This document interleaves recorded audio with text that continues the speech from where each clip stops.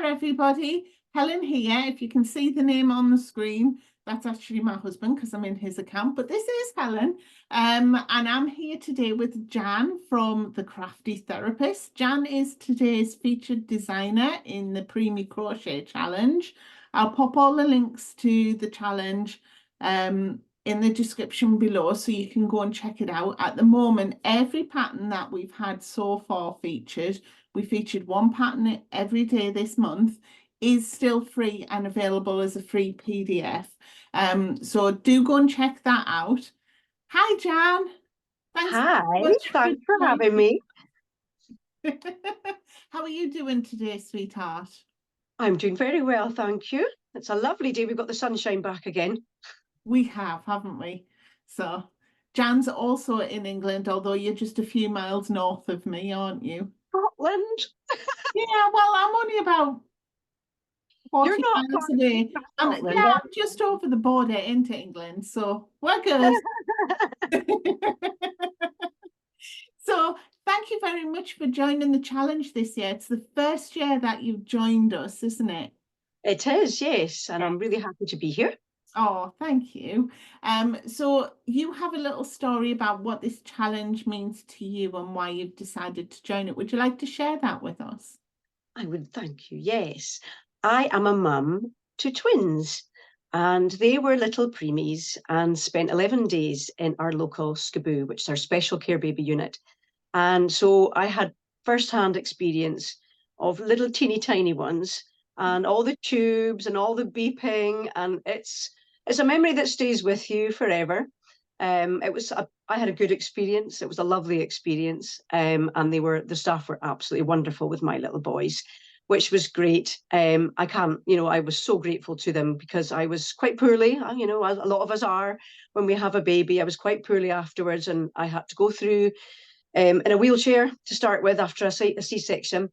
But they gave me the babies too. They brought them to me, they put them on me, and they helped me breastfeed there. Sitting in the wheelchair, they got me right from the beginning, even though they were still struggling with tubes. One of them managed to latch on, and it was just an amazing bonding experience that they made that effort for me, and they had to hold them in position and everything. Oh. It really was incredible. Yeah, I think these incredible nurses, staff. yeah, these nurses sometimes don't realize what an impact they have on the families of premature babies and how much we remember of them. I mean, I still remember the names of the nurses from Georgia. And their faces are a little bit fuzzy now. It's been 13 years, but their names are ingrained here. And, we're forever grateful for the help and support that these amazing people give to us and our babies. Yeah. They were so patient with me as well, because it's not an easy thing to feed twins is not an easy thing to do, and when you're a bit poorly yourself, it's harder. And one of my twins, he was a few days behind the other one in terms of his suckle reflex, so he was still fully tube fed for a few days. And the other one, what we did, I just fed him with a tube against me. So I was able to sit there with a wee blanket over me to give me some privacy, but we had skin to skin that way, even though he couldn't suckle. It was incredible.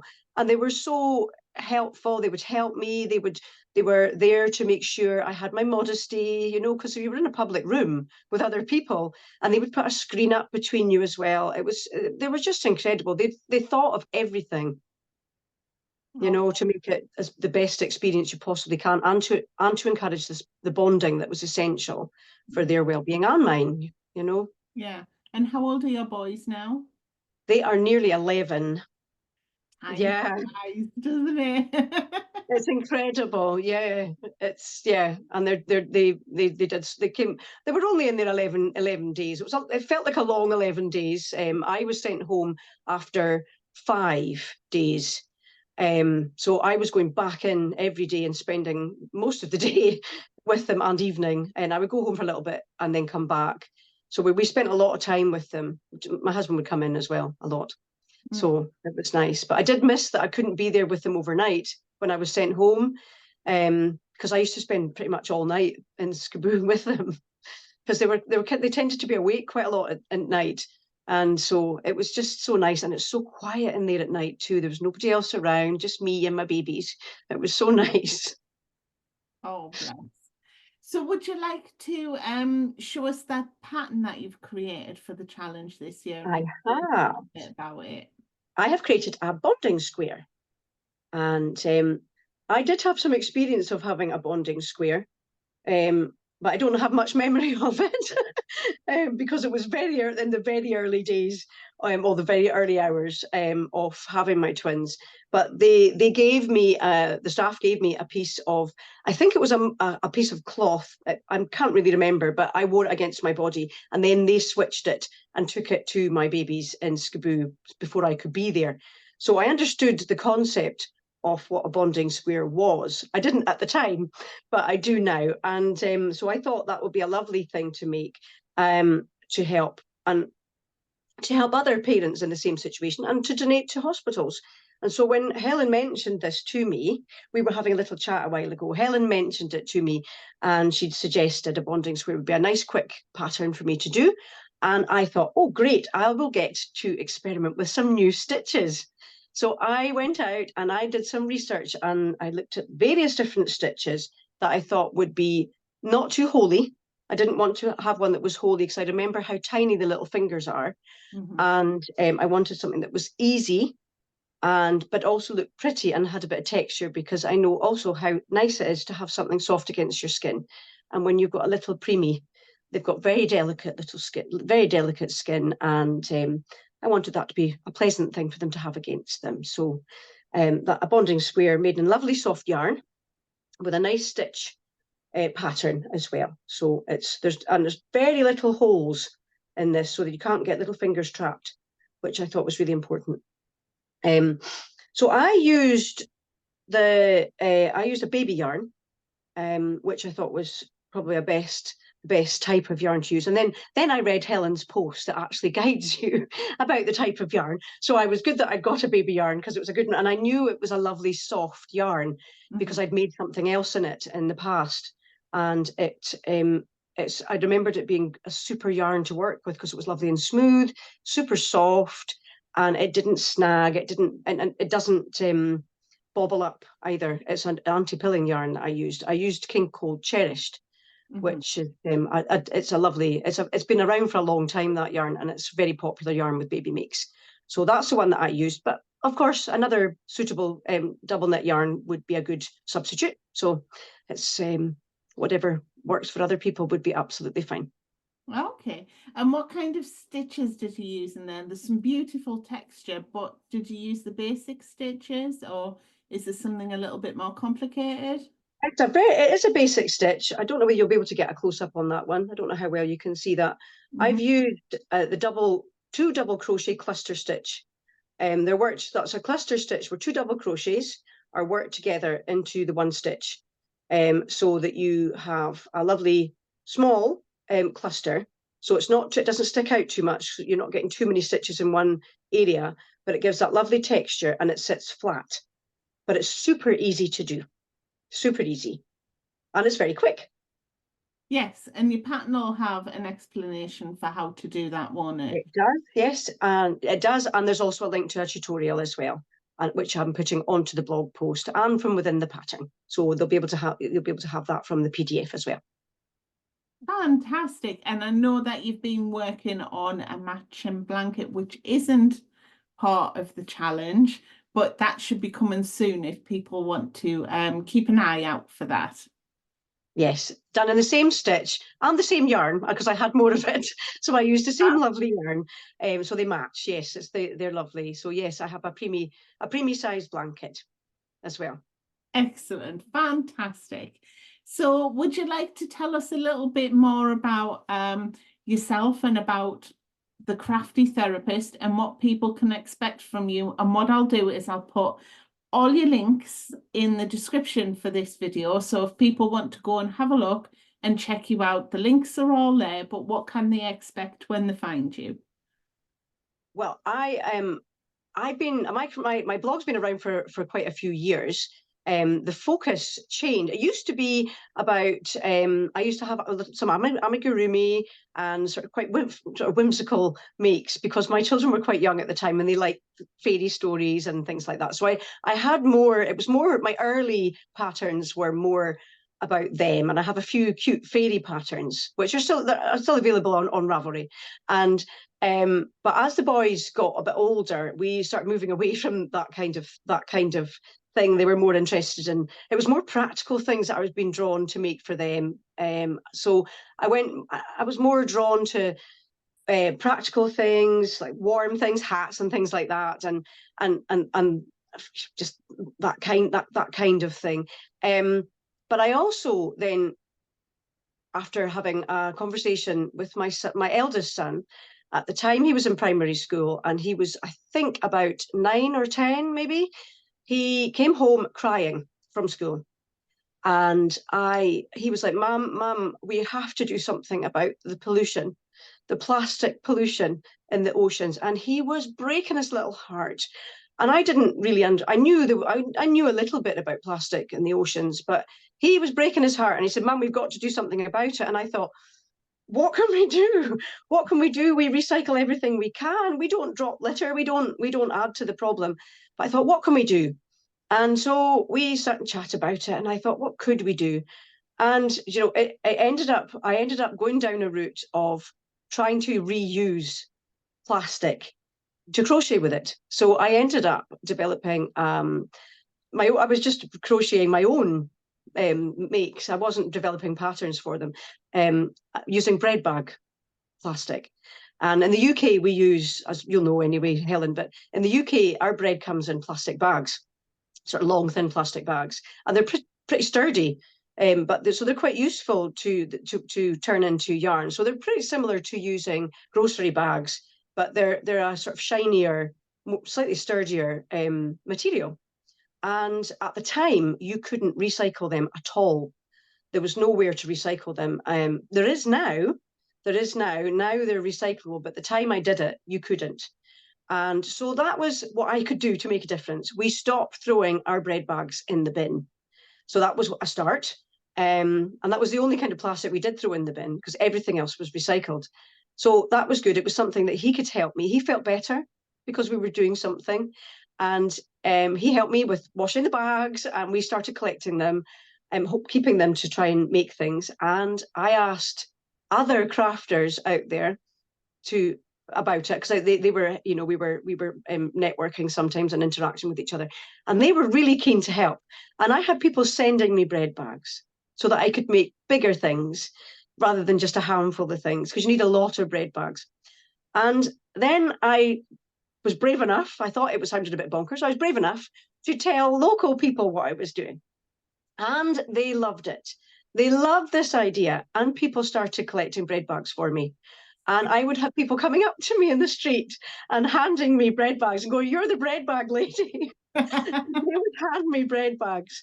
So I made quite a few bags from bread bags, big shoppers, and people were very keen. And then COVID came along, and that kind of stopped. I couldn't get any more bread bags. But I also found it was quite hard going to crochet with bread bags. It's hard on the hands to work with plastic yarn. So it was quite nice to have a break. And I didn't really get back into that. I tend not to make finished items to sell now. I tend to focus more on the crochet patterns. But in so doing, when working with the bread bags, I then went down a rabbit hole about recycled yarns. And I started to learn about what recycled yarns you could buy from manufacturers. And I had no idea that you could actually buy recycled yarns, ready made for you to use. You didn't have to pull down sweaters. You didn't have to create t-shirt yarn. You could buy them ready made, and you could just use them instead of ordinary yarn. So I started doing that. And that was where I started only buying that kind of yarn. And I realized then that lots of people didn't know about this, that you could do that either. So I started doing some yarn reviews about those that I was working with.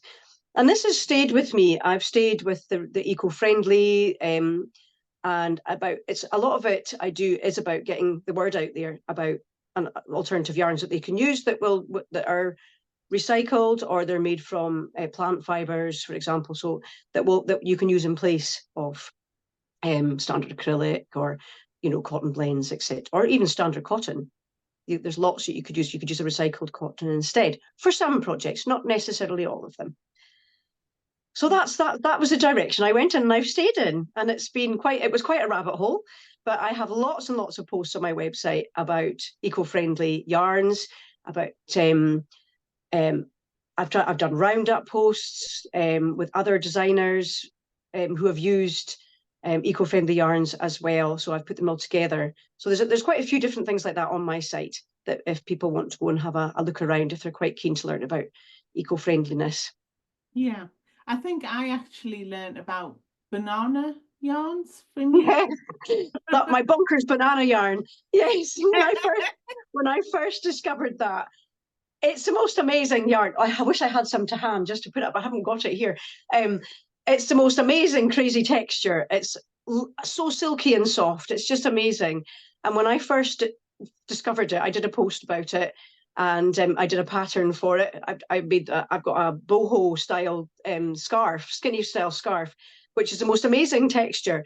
And if I go out wearing that, I have people looking at it and staring at it with a wow. And some people will actually say to me, "What's your scarf made from? That looks amazing." And then they ask about it, and I say, "Well, you're not going to believe this, but it's made from banana yarn." And they're like, "Wow, wow!" And then they want to know all about it. So it's definitely a conversation starter. And it looks incredible. It's amazing to wear as well because it's so silky soft. So I did a banana yarn review on my page, my website, about that as well, so that people can learn about banana yarn. And I've got various different suppliers on there because it's not stocked by your standard yarn stores, but there are lots of sellers across the world that do sell it. But it's a super eco-friendly type of yarn, and it's super ethical as well because it's made by women's cooperatives in really, really poor communities who don't have other sources of income. So it's making a huge difference to them when we buy that yarn. Okay. So it's a really good, it's a real feel good yarn. Yeah, I hadn't realised that. I shall be checking out some banana yarns this afternoon. I've got so much more of it. I've got more to make. I must make some more patterns with banana yarn. As bonkers as it sounds, you can switch it. You can use a chunky weight yarn instead, but you wouldn't get the same texture. But you could if you had some in your stash. It washes okay because it's something made from banana. Yeah, it does wash okay. What I found, and I tried several different suppliers because the first batch I got, it did run the color, and because I was mixing two colors together, I washed it in cold water first. I rinsed them. They come in a wound skein, so that it's not being balled up. It doesn't come like that normally. Mm-hmm. I think darn good yarn does actually ball it up, but most places don't. It'll come in a knotted skein, the shape that's twisted together. It'll come like that. So you can open that up and it's tied. So when you untie the knot, it'll just be like a length that's tied together. It's quite easy to wash that. So you can soak that and take some of the excess dye away. They do tend to be over dyed. So you might have to do that several times, tip the water and keep doing it until it lightens in color. If you're mixing colors, if you're not mixing colors, you could do it afterwards. It wouldn't matter. I would obviously recommend hand washing it because it's quite a delicate type of yarn, and it has quite a lot of nubby bits that stick out and tufty bits, and you wouldn't really want that to be made too fuzzy if you put it through the washing machine. So yeah, hand wash is best. Okay, excellent. And I know you've got a lovely roundup, haven't you, of all the different eco-friendly yarns that you like to use? Yes, I did that one quite recently, because one thing about eco-friendly yarns, I do have a post called the definitive-ish list of recycled yarns, and it's because I started that one years ago, and I did it as a list for me to start, so I had somewhere to remember all these different yarns. But what I found over the years, because I wrote that, I think that was about 2019. I wrote that post, but I update it with new ones as they come along, and what I found is that quite often manufacturers discontinue these yarns, even if they're fantastic. And it's annoying when they do that, because those of us who are using those yarns are using them because we love them and they're good, and they've replaced another yarn for us. So we become quite reliant on them. So when they suddenly discontinue it, you think, oh no, now I'm going to have to find another one. But I don't know why they discontinue them. Maybe they're not, maybe they only have access to materials for a certain period of time. I know We Crochet have brought out a new one, Brava Recycle. And that one is mentioned in my most recent post, actually, because it's really new. That one, they say they only have a certain amount of materials available, so they can only produce the colours from the materials they have. Once the materials are finished, and obviously they've reused materials that are a byproduct from making yarn, which is wonderful to reuse it rather than put it into landfill. But it does mean that they only have a limited amount available for any batch that they have. So a lot of yarns they may say they're limited edition, or they'll only have it available for a short period of time until they can source more materials. I think that's why a lot of them disappear for a while, and then they'll come back with a new one, and the fibre composition might be a little bit different.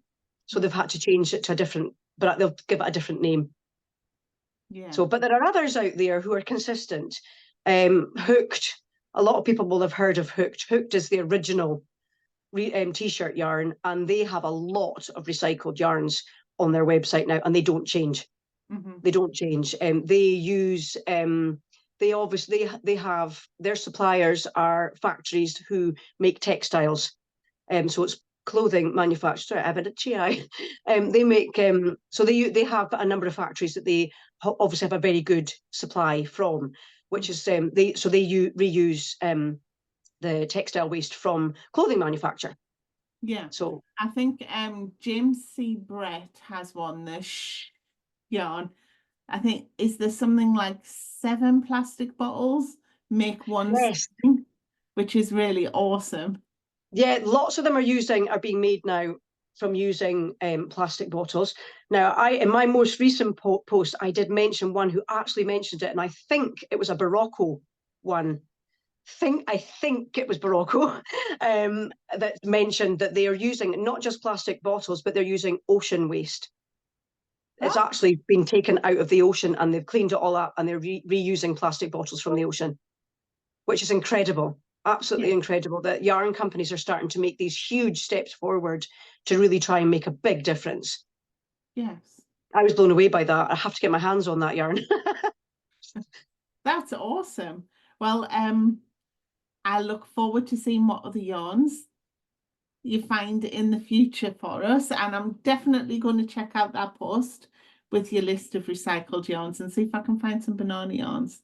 So thank you, darling. You have really inspired me with this chat today. And thank you very much, of course, for being part of the Preemie Crochet Challenge this year. I'm delighted to be part of it. Oh, bless your heart. So yes, so do check out Jan's links below. The link to the Preemie Challenge is there as well, if you would like to check that out. And we will see you soon. Thank you. Thank you. Bye.